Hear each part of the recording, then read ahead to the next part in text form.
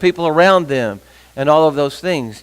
Would it not be a wonderful thing to have a letter written to us, to the church in Burnet, and somebody said in that opening paragraph, in that salutation, first, I thank God through Jesus Christ that the Burnet Church's faith is known throughout the community of Burnet, the county of Burnet, the state of Texas.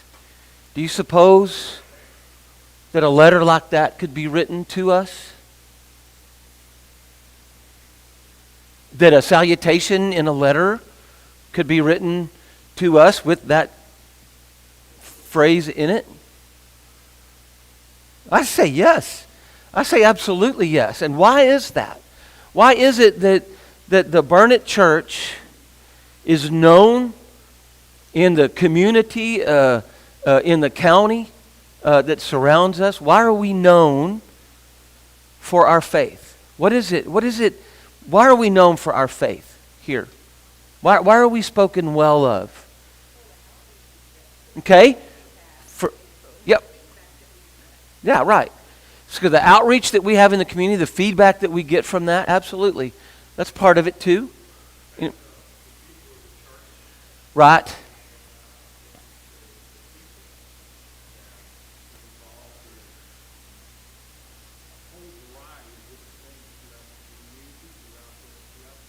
That's right. This building, while we love the building and all the things, the building's not the church. We're the church. You people, we are the church. And the things that we do, not only the outreach, but also just the love that we show people, the kindness. When you're in a school building, right, and you are the way you comport yourself, kind of like Kelvin was talking about, the kindness, the patience, all the things that you show. When you are, working in the highway department, right, and the way you do things there, completely different. And the industry in which I work is, well, it's a mess. I mean, it really is. I mean, all of the things that you've ever heard about, airline pilots and all the things of the pride and the, let's face it, you're out in hotels and people do things, and I've never done it, right? And it's like Kelvin said, you have a different presence, I think, is a great way of putting that, right? And that comports, and that reflects back on this church right here, right? I remember flying when I was a first officer, and that wasn't yesterday. That was back in the late 1900s. I love saying that. Back in the late 1900s, I feel like my grandfather, but back in the late or great grandfather actually. Maybe great, but back in the late 1900s, and we're flying along, and this captain with whom I was flying had he had the most incredible vocabulary of expletives I've ever heard in my entire life. And finally, somewhere on the second day, he looked over at me and he goes, you never cuss. And I said, well, I try not to. I mean, every now and then, something might slip out, but when it does, it really has emphasis, but I try not to. And he kind of cleaned up for the next day or so. It was kind of neat. It was, that like you're talking about. And anyway, any other thoughts on that? Yes, ma'am. Thank you. I forgot that.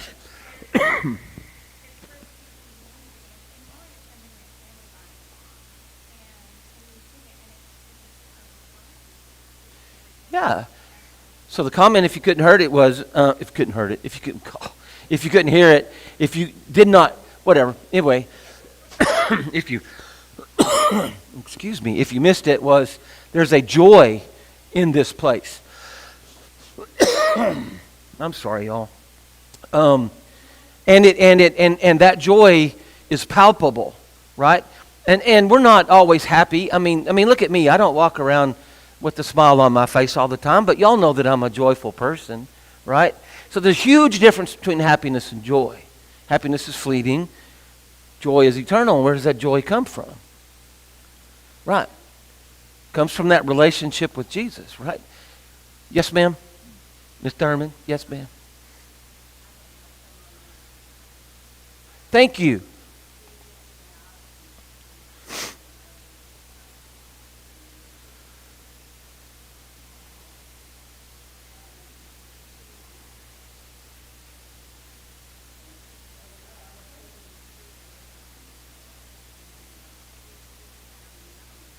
Right. Tim is a great ambassador, right, for this congregation. And he is. And that is a great point, right?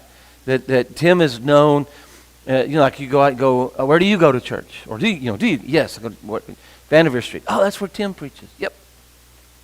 Everybody knows Tim. Thank goodness for that too. Go. What do you mean? Allow yourself to be used.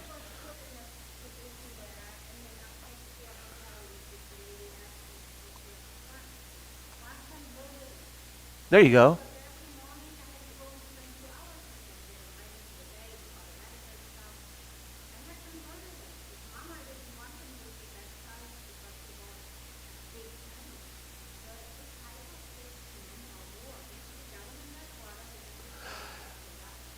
Yeah. Yeah. So great. That's good segue for where I hope we get here in a little while. But yes, be used. Be willing to be used.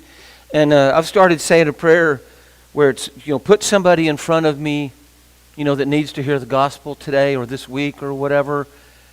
And then give me the courage to do it. And then give me the courage to do it. Right? Any other comments there before we move on? And let's just go through this whole block right here. For God is my witness. Starting in verse 9. For God is my witness, whom I serve with my spirit in the gospel of his Son, that without ceasing I make mention of you always in my prayers. For God is my witness, whom I serve with my spirit in the gospel of his Son, that without ceasing I make mention of you always in my prayers. And I know I took a note on this, and I had a cross-reference, and I can't remember what it was, but for God is my witness, whom I serve with my spirit in the gospel of his Son. Whom I serve, God is my witness, whom I serve. I serve God, right? So who is it that you serve? Paul tells us right there, right? We have our eyes focused on Jesus, like Hebrews 12 says. Fix your eyes on Jesus, the author and perfecter of our faith, right? So, but whom do we serve?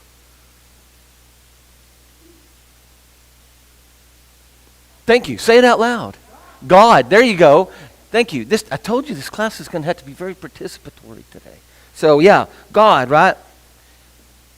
That without ceasing, I make, wait. With my spirit in the gospel of his Son. So, that word gospel, in the gospel of his Son.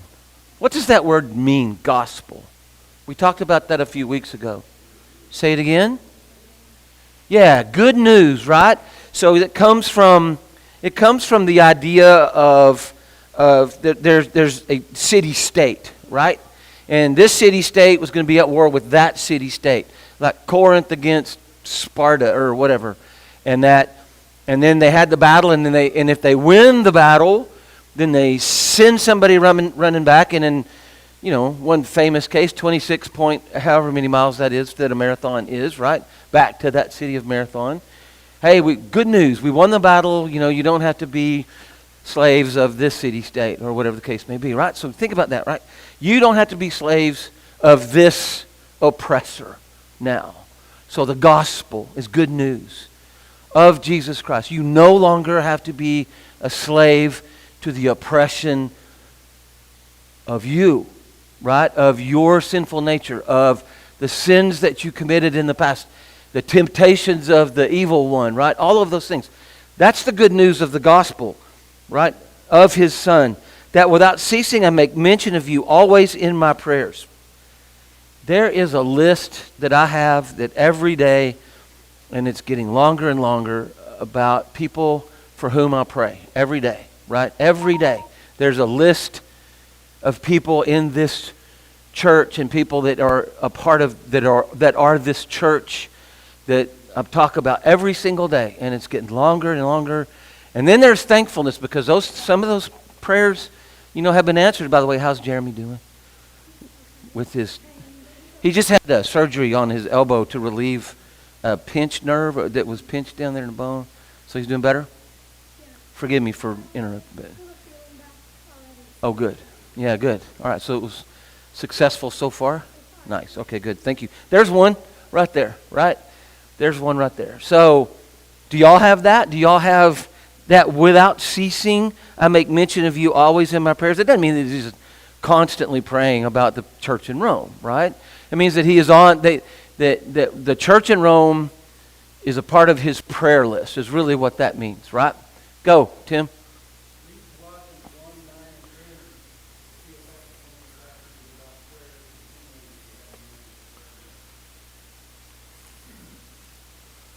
Colossians.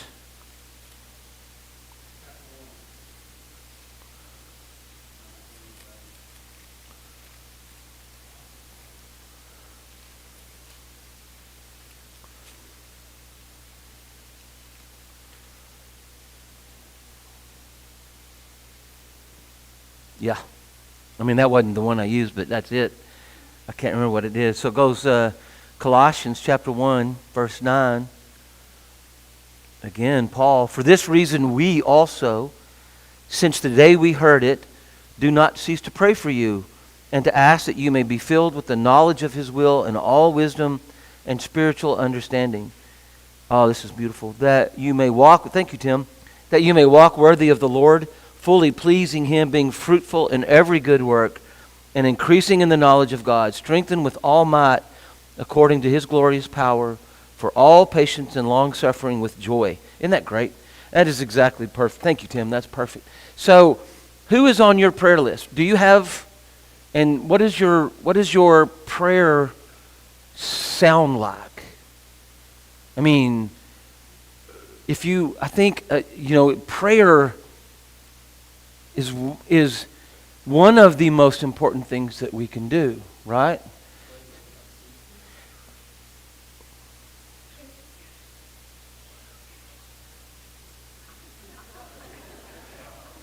I could have gone all day without hearing that. I can't stand listening to my own voice. I will never watch any of these things. Yes, ma'am.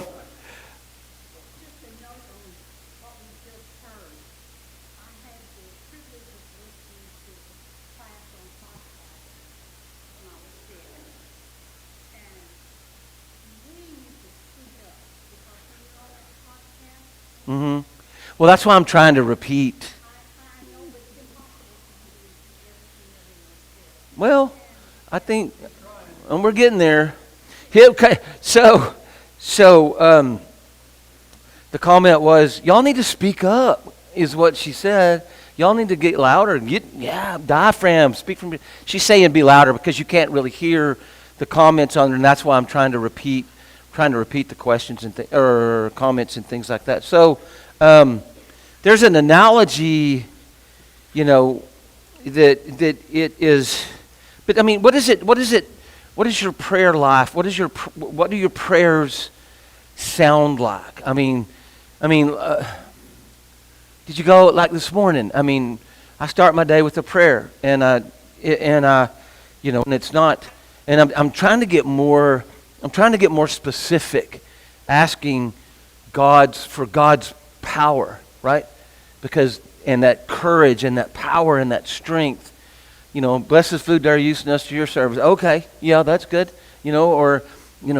Bless Will because he's Will. No, I'm kidding, but that kind of thing. Well, sure, blessings, but what? Go, yes, ma'am.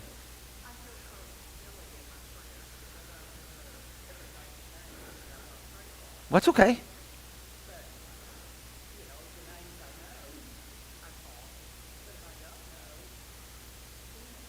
There you go. That person, yeah. So the comment was, silly? Did you say silly? Yeah, sometimes she feels kind of silly because she doesn't remember everybody's name on that list, right? And it's, like I said, mine's mostly people that have dealt with or are dealing with cancers and things like that, right? And very specific for healing or then His will. You know what I mean? That kind of thing. Yes, ma'am.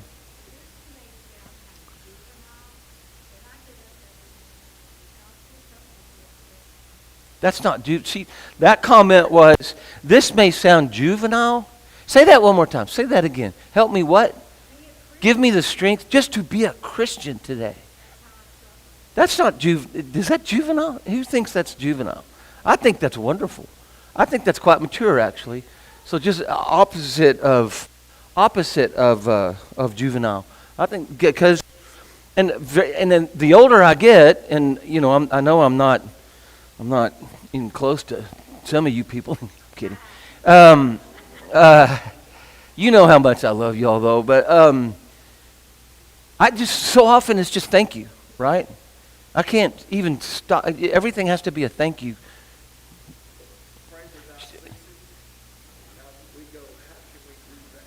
Okay.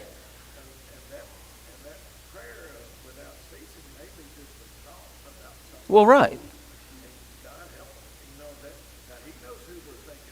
There you go. So that notion of praying without ceasing could just be a thought in your head. Yeah. A continual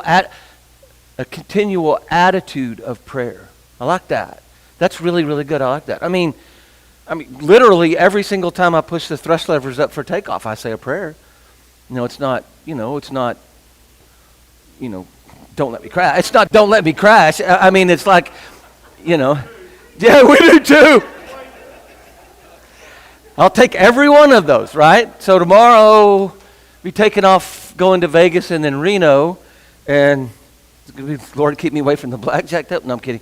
It's but I mean, it. Sorry, I shouldn't have said that. I guess. Did you have a comment? Yes, ma'am. Prayer is not a static thing.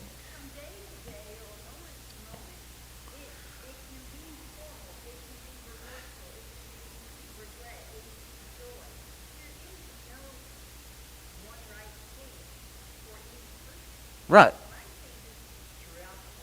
Sure. It's adaptable. Prayer is adaptable.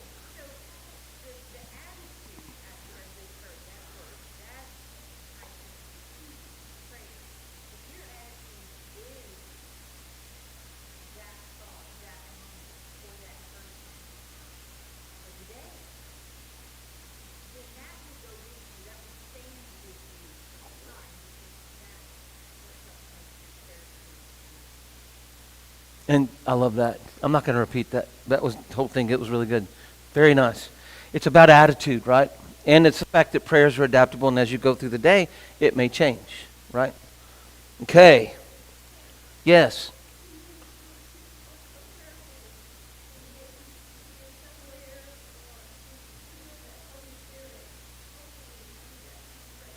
Mm-hmm.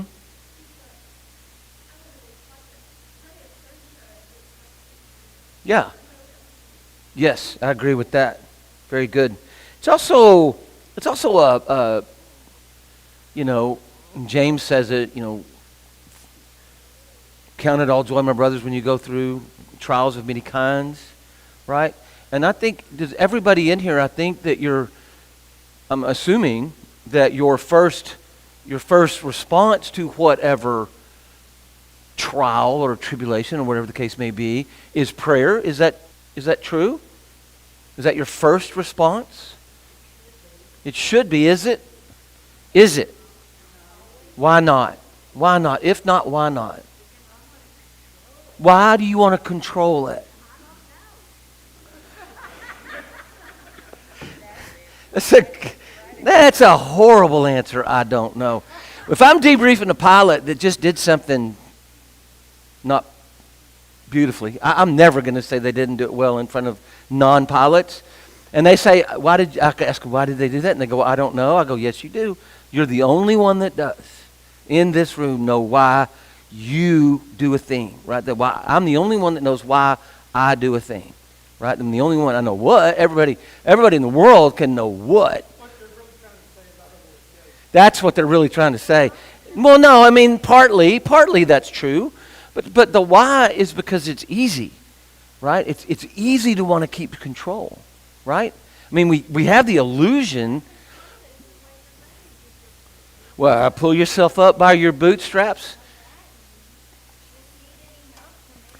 Exactly that, right? Exactly that. It's because of the. See, I knew you knew why. Because it's that's a successful debriefing right there. Now go do better. No, I'm kidding. So yeah, because you're an American, and more than that, you're a Texan, and so you handle everything yourself. I can handle this. The three most dangerous words that a person can say is, "I got this." I got this. You don't got this. You can't. You can't. You can't do it. I'm coming to you, I promise. And and yeah, that, and whoever came up with that phrase anyway, have you ever tried to do that? Pull yourself up by your own, but you can't do that. That's physically impossible. So I'm going to come to you, I promise. I've got you. So that first response, what? Oh, I did? Oops. See? You're not alone. So that first response should be go to God in prayer. What about when something wonderful happens? What about when something good happens? Is that your first response? Thank you. Go to God in prayer?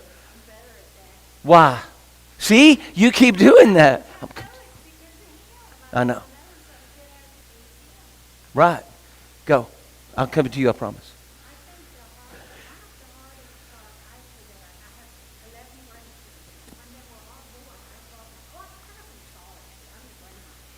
No, you're not.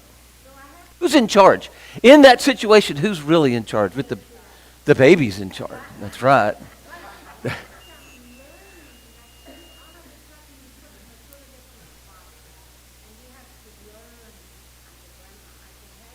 Oh, I like that.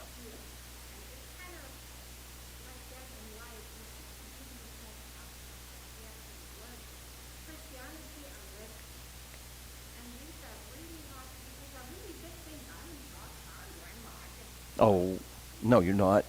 Yeah, mom's in charge. Yeah. Yes, sir? Why? Tell me why. Bec- I'm not playing that game. I'm not. I'll tell you. Go, yeah, go. Yes, exactly right. It's an intercessory prayer. Fixes the problem. Goes to God. Keep going. What does that intercessor do? Yes. There you go. I like that. If it's well, yes. And sometimes the answer is yes. And sometimes it's not right now. Sometimes it's no.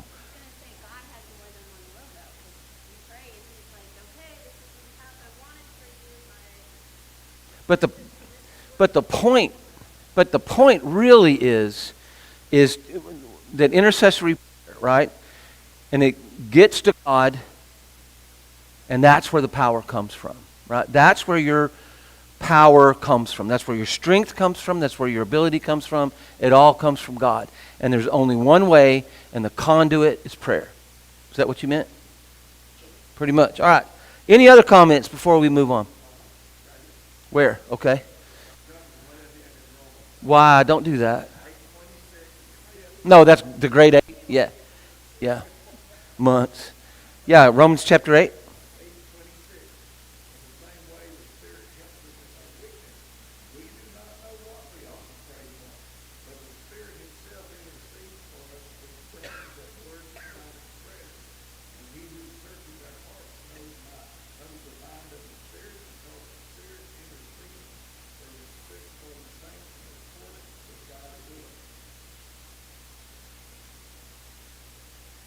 Now he who searches the hearts knows what the mind of the Spirit is, because he makes intercession for the saints according to the will of God.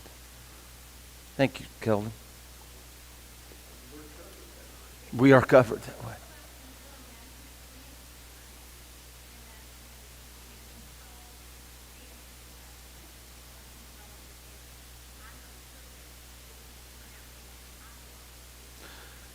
Yeah, I'm not sure it's going to turn out. You're not sure it's going to.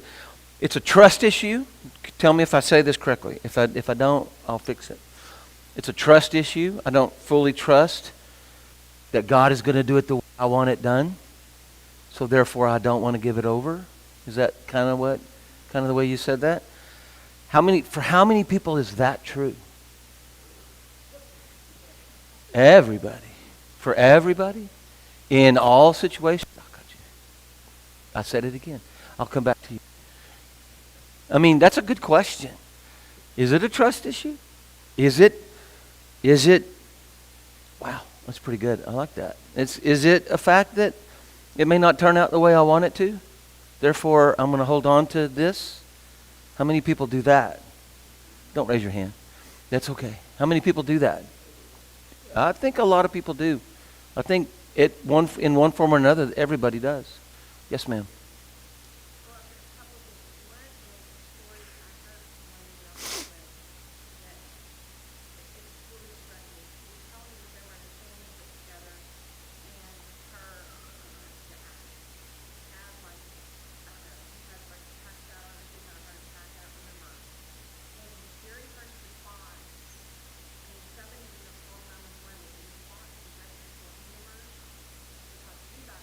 Mm-hmm.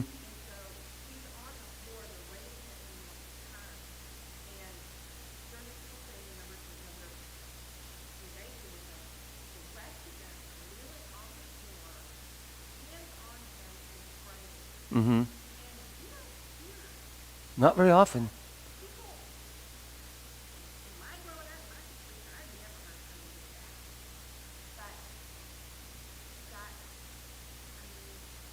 So the first, yeah, did everybody hear that at all?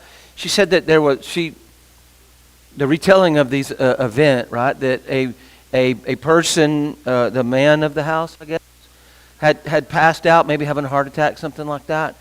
Calling 911, a certain number of people, got down there and started probably CPR and that sort of thing. But then other people, their first response was, we got to pray. So they hit their knees, laid hands on, and started praying. And don't know the result, but I mean, I'm going to agree with you in that was not the posture of the family that I grew up in. Nobody would have done that. It would have been spring into action, right? I've got control of this. I wonder right now, because I have training in first aid and CPR and all of the things, and I would probably spring into action, praying at the same time. Maybe, I hope. One does not negate the other at all, but I think that, yeah. I mean, and what do most people in a situation like that do? Oh, I'm gonna film this, these.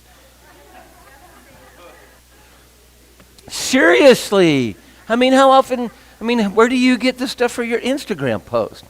Which, I'm kidding, but I mean, seriously, people do that instead of hitting their knees and praying.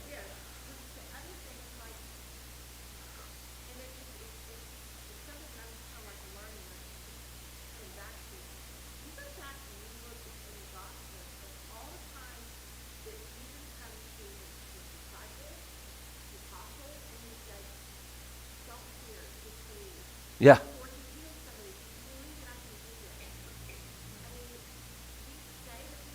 Yeah. Yeah, I love that story.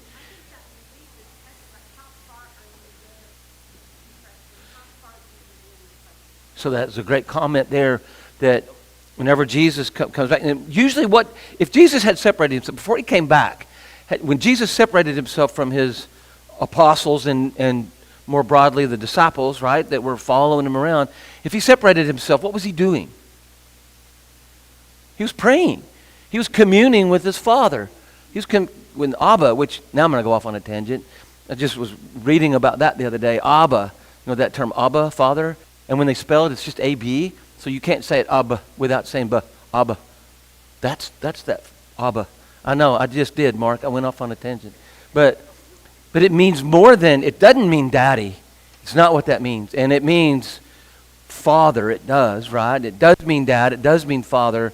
But at the same time, when you say that, it says, I will obey you at the same time. It is an acknowledgement of that authority that God has. So anyway, when Jesus goes, Our Father, right? And he doesn't, anyway, so he goes and he communes with God, with his Father. And then when he comes back to the apostles and the disciples, what's the first thing he says? Don't fear, right? He says, or going to heal somebody. He says, do you believe that I can do this? And what a great story about that is in John, when they come down off the Mount of Transfiguration, and they run into the man with his son, who has heard of, in the retelling of these events, he has heard that Jesus could heal. And Jesus said to him, if you believe,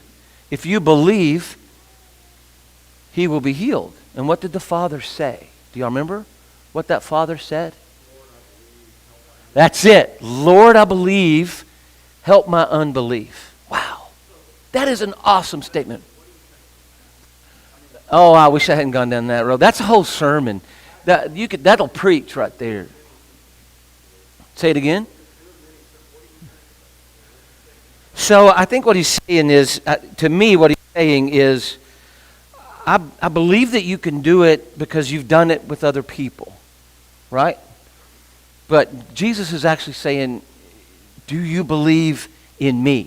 Do you believe that I am the Son of God? That all those I am statements, before Abraham was, I am. And when he says, I believe you can do this, but help my unbelief. That's every man. It absolutely is every man. I mean, man, we went pretty far afield now, so I don't care. Let's just keep going down that road.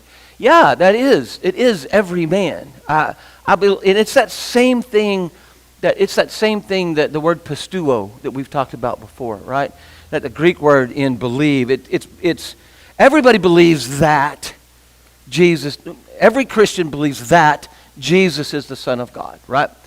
You believe that he is the second of the Trinity. He's God the Son. He is God, right? But the thing that people have a hard time actually internalizing is that believing in part of it. That believing in part where somehow what he did counted for me. When I know what my highlight reel looks like, I know what my game film looks like, and the things that I did that were bad when I was young, and the things that I still do now, inside, it's the things that still tempt me and all the things that how and why would you do that for me? I think that's where people struggle. Where am I on that?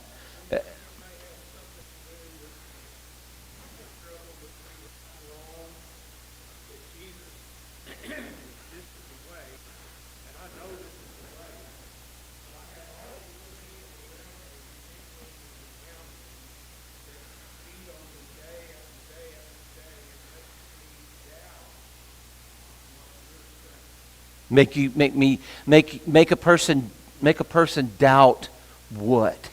That counted for me? Yeah, that you know who that is, but you know who is, that's Satan doing that. I mean, in Revelation it talks about the fact that he whispers in God's ear, Satan, saying he's not good enough. Why would you do that? And he whispers in your ear, who do you think you are? Who do you think you are? Do you think you're a person? You asked me to read. Who do you think you are that you can be a child of God? Yes, ma'am. Say it again. Thomas.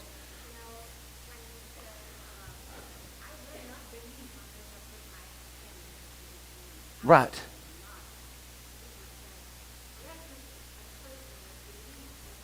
Everybody, wait. Before you go there, so Thomas, she said, Thomas is a great example where he said, I will not believe unless I can physically touch those wounds in your hands, or put my hand into your side. And then Jesus did it, right? He said, here it is, Thomas. Do it. Put your hand in here. And everybody goes, doubting Thomas. But what did Thomas say as soon as he said that? He said what? My Lord and my God. My Lord and my God is what Thomas said. Right, now go. I always want to do that. I feel like I have to offend Thomas because last name and all that. Who have not seen. I love, it's one of my favorite verses in the Bible. Blessed are those who believe yet have not seen. Right? I'm talking about y'all. I'm talking about us. Y'all, us. Right. Okay. Yes, ma'am. Yeah. Right.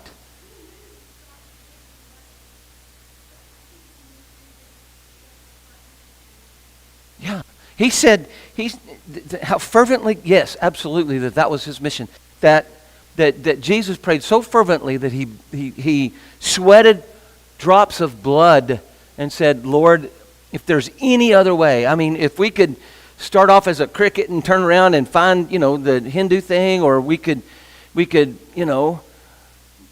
pray 5 times a day, look in the east towards Mecca and, all the things, right? If there was any other way, can't we do that? I mean, if those things will work, kind of like what Will was saying, if those things will work, why do I have to shed my blood? But he also said, there is only one way.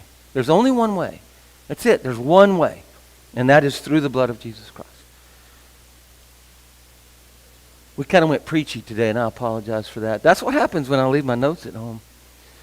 Thank you all very much. And we will next week, Tina and I are going to be out of town. We have to go do grandkid birthday stuff. So Will's going to teach for us next week. Thank you, Will. It's kind of scattered today, but that's okay.